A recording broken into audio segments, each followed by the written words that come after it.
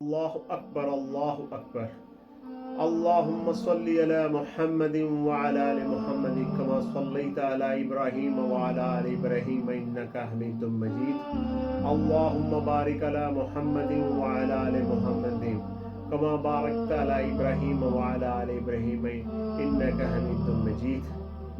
شروع اللہ کے نام سے جو بڑا مہربان اور نہایت رحم والا ہے۔ میرے پیارے اسلامی بھائیوں، جیسا کہ میں نے پہلے بھی آپ سے اپنے تعارف میں بتایا تھا کہ جو اگلی ویڈیو ہم بنائیں گے الحمدللہ وہ نماز کے متعلق ہوگی۔ تو اللہ سبحانہ و تعالیٰ نے ہمیں پیدا کیا دنیا میں، اور اللہ نے ہمیں بے سود پیدا نہیں کیا۔ اللہ پاک نے انسان کو اشرف المخلوقات بنا کر بھیجا ہے، یعنی کہ جتنی بھی مخلوقات ہیں انسان ان سب میں سے افضل ہے۔ اور اللہ نے ہمیں فضیلت کیوں دی؟ ظاہری سی بات ہے، اس میں اللہ پاک نے اپنی وحدانیت کے لیے انسانوں کو اپنی عبادت کے لیے پیدا کیا، اور انسانوں کو حضرت آدم علیہ السلام کو دنیا میں بنا کر بھیجا تاکہ وہ اللہ کی کبریائی بیان کرے اور اللہ کی وحدانیت بیان کرے اور اپنے آنے والی نسلوں کو بتائیں اگر اللہ پاک نے ہمیں یہ اتنی بڑی نعمت دی ہے جس کا نام زندگی ہے تو ہمیں اللہ پاک کی عبادت کیسے کرنی ہے۔ تو ہمارے ظاہری سی بات ہے کہ 1,24,000 کا وہ بیش جو پیغمبر آئے، نبی آئے، رسول آئے، تو انہوں نے ہمیں یہ درس دیا کہ جیسے ہی اللہ نے ہمیں دنیا میں بھیجا تو ہمیں اللہ کی عبادت کرنی ہے، اور عبادت میں سب سے پہلی چیز کیا ہے؟ وہ نماز ہے۔ اور میرے پیارے آقا مولا صلی اللہ علیہ وآلہ وسلم نے نماز کی بہت تلقین کی، اور آپ کے اوپر اللہ پاک نے قرآن پاک اتارا، اور قرآن پاک میں کم از کم 700 مرتبہ نماز کا ذکر ہے۔ لیکن آج کے دور میں جیسے جیسے آپ کو پتہ ہے سائنس نے ترقی کی، ہم اپنے آپ کو پس پردہ ڈالتے چلے گئے۔ ہم دنیاوی ترقی میں تو گھس گئے لیکن دینی ترقی کو چھوڑ کر او میرے بھائیوں کس چیز میں پڑ گئے ہو؟ اس دنیا کے پیچھے پڑ گئے ہو جو کہ بالکل عارضی ہے، جبکہ ہر ذی روح نے موت کا ذائقہ چکھنا اور اللہ کے پاس جانا ہے۔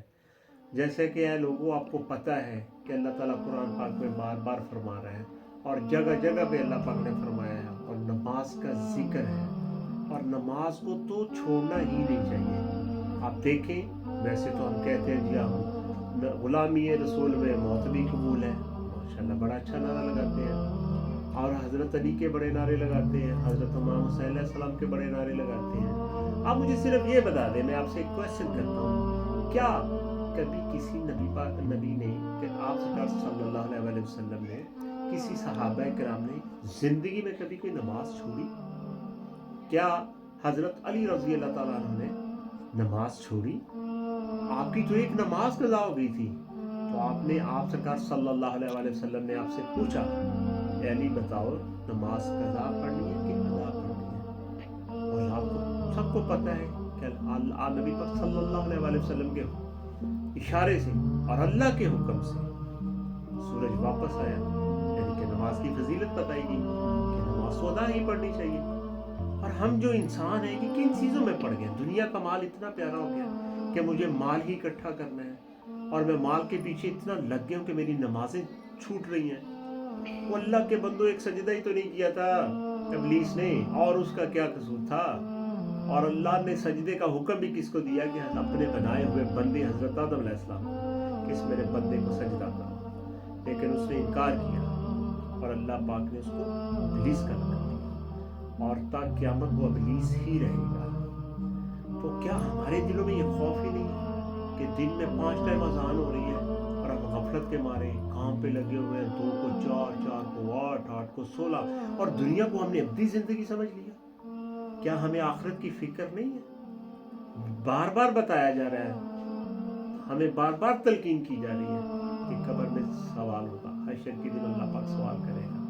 تو جب ہم نے نماز کی تیاری ہی نہیں کی ہوگی، جب اپنے اللہ کو منایا ہی نہیں ہوگا، اللہ سے صلح ہی نہیں کی ہوگی، اللہ کے بندو ہم کہاں پہ ہیں؟ ظاہری سی بات ہے پھر ہم نقصان میں جا رہے ہیں، جیسے کہ اللہ پاک قرآن پاک میں فرما رہا ہے وَالْعَصْرِ إِنَّ الْإِنسَانَ لَفِي خُسْرٍ إِلَّا الَّذِينَ آمَنُوا وَعَمِلُوا الصَّالِحَاتِ وَتَوَاصَوْا بِالْحَقِّ وَتَوَاصَوْا بِالصَّبْرِ۔ وقت، نماز عصر کے وقت کی قسم یا زمانے کی قسم، بے شک انسان نقصان میں ہے، مگر وہ لوگ جو ایمان لائے اور جنہوں نے جو نیکوکار ہوئے، وہ کسی قسم کا کوئی خوف نہیں۔ لیکن کیا ہم بس ایسے ہی مسلمان ہیں، برائے نام ہی مسلمان ہیں۔